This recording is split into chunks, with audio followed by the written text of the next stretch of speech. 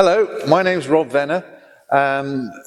Some of you might know me as an auctioneer here at Sedgemoor Market, and you join me today here in our store cattle ring, where you'll quite often see me selling on a Saturday.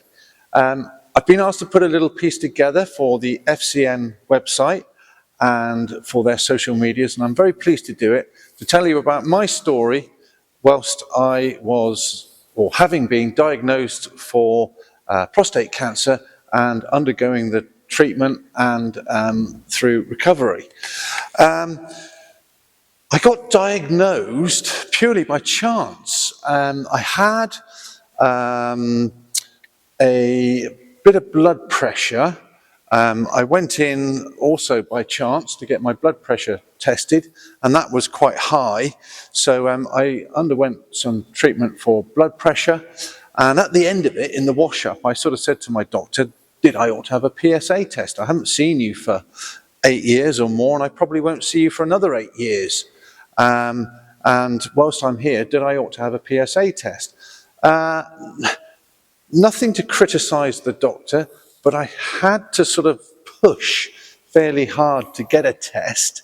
He asked me, had I got any symptoms? And I said, no, I haven't. I only just feel I ought to have a test. And he said, well, if I was you, I wouldn't bother.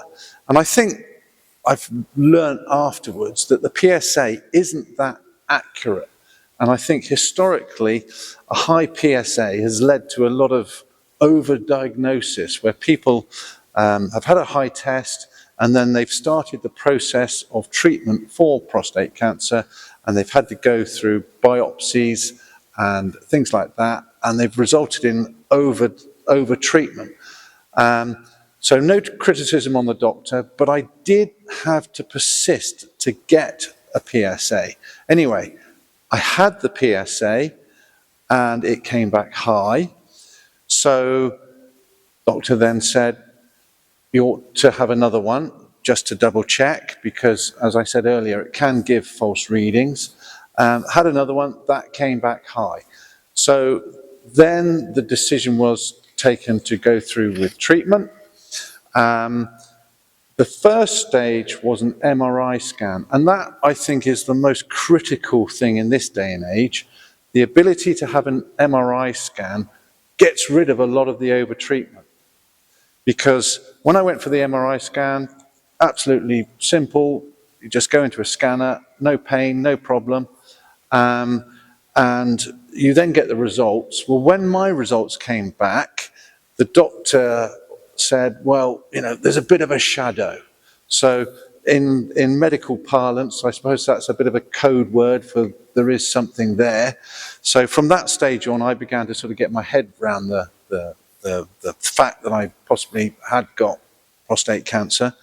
So it's important that you get an MRI, because the next stage is the biopsy. And I heard a few tales about it before I went for mine. And I went in with a little bit of trepidation, expecting it to be really quite painful, and went in with the mindset, right, this is just a process, we've got to get through it, you know, bite down on it, get through it. I have to say, it was fairly painful, but it wasn't the worst pain that anyone could suffer. So yeah, it's unpleasant. It's fairly undignified, but you know, it's just part of a process, and it can be done. It can be got through, and then on you go. Once you've had your biopsy, you'll then get a set of results, and I came back with what they call a Gleason score, where they score your cancer, and I came back with a Gleason score of 7. People will have had higher ones.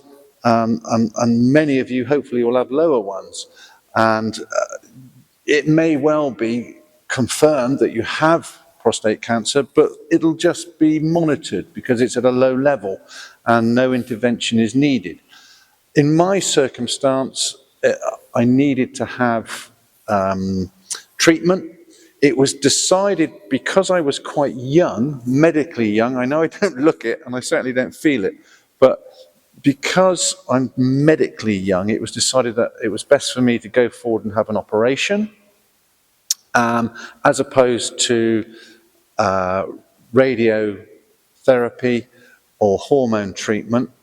So in my instance, I went down the route of having a radical prostatectomy where the prostate is removed. Now the operation itself, compared to the biopsy, that was straightforward. Didn't know anything about it. You're knocked out. It's keyhole. There are 4 incisions made where the keyhole surgery equipment goes through, but they're quite small. They're only sort of a centimetre. There's another incision put directly above your belly button, whereby they put a tube in to blow your belly up to make room to do the operation. And then on the side of the belly button, there's a bigger incision, probably about 3 inches, where once the prostate is removed, it's dropped into a bag and then extracted from the body through that hole. So that's the biggest hole. So you end up with 6 insertions, 5 of them being really quite small, 1 of them a bit bigger, but straightforward operation. I must admit, I woke up in the morning feeling like I'd been punched in the guts by Tyson, but they soon get you onto painkiller, and it was purely paracetamol and the other one, oh gosh, I can't remember. It wouldn't be codeine. It may well be codeine, but I was on those for a couple of days. So it's no serious painkillers.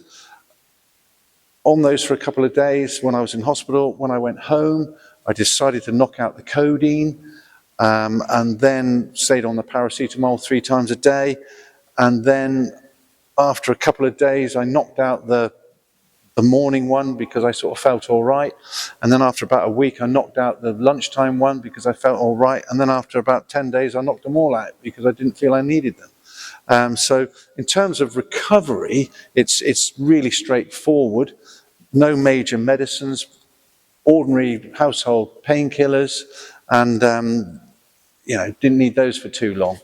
One thing you mustn't do, and I didn't do because I'm lucky in my life role, I don't have to lift too much weight. They said lift nothing more than a kettle, and I was quite pleased that our iron at home is heavier than the kettle, so that got me out of any ironing. So yeah, I did take 6 weeks off work, and I just took time to do very little, just recover. It was quite tiring, the operation. Obviously, you're knocked out with all the anaesthetic.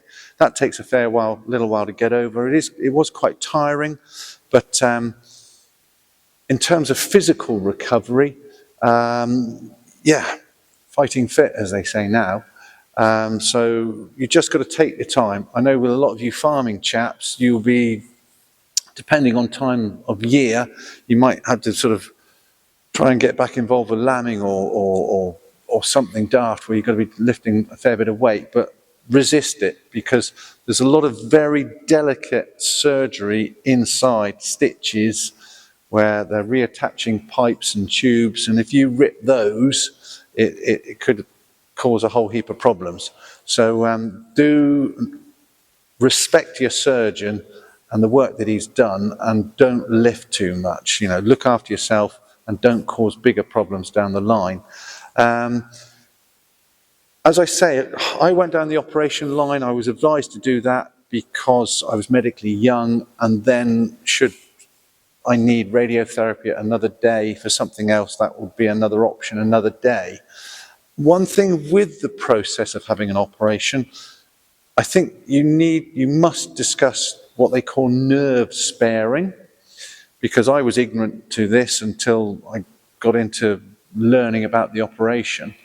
Around your prostate, there are 2 sets of nerves which control erections, and if you can, during the surgery, if the tumour is in such a position that the prostate can be removed and the nerves can be spared, it gives you a lot better outcome in terms of being able to get an erection, which some of you are probably thinking, well, at your age, what the hell are you worried about that? But I am medically young, as they keep telling me. So, you know, we're men, aren't we? So that was recovery. And from the outset, I mean, in my position, I knew that I was going to have to be off. I knew that that would cause quite a lot of potential speculation. So I wanted to get in front of the conversation.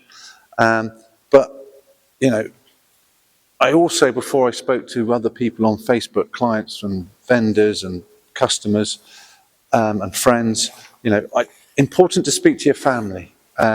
Obviously, have those conversations with the family.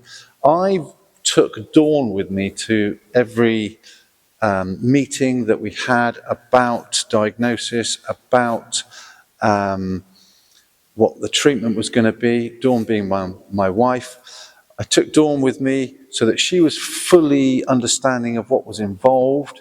I also found it really beneficial to have two sets of ears, because you're a little bit sort of like in the headlights, you're just sort of listening, you know, this is going to happen, and you're listening but maybe not understanding.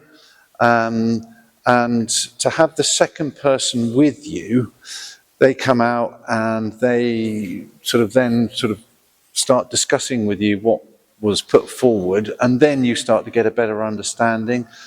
In my instance, really important that I spoke to my two boys and let them fully know and understand, and let them know that it's not a big problem. When you go in for the operation, it's curative. They're looking at doing a curative operation. So, you know, that was really positive to be able to assure the boys, because, you know, they're youngsters and they think, oh my God, Dad, you're going to die. No, I'm going to have an operation. It's just a process and it's going to be curative. And once I've had that, jobs are good. So that was really good to be able to assure them at the early days. And then obviously in my position, some of you may have seen them previously, I put everything on Facebook just so that everybody knew why I was off, and that, you know, I wasn't dying, I was going to survive, and I was going to come back, and I was going to be able to go forward. So important, really, really important that you speak to your family. I'm really pleased to be able to do this on FCN to raise awareness and to support FCN and what they're doing. I've had a lot of people see the Facebook posts that I put out, and they've sort of quietly come up to you and say, oh, hello, Rob, I'm in your club now. And it's been good that I've been able to I don't profess to be a doctor, but share my experience and give them a little bit of advice.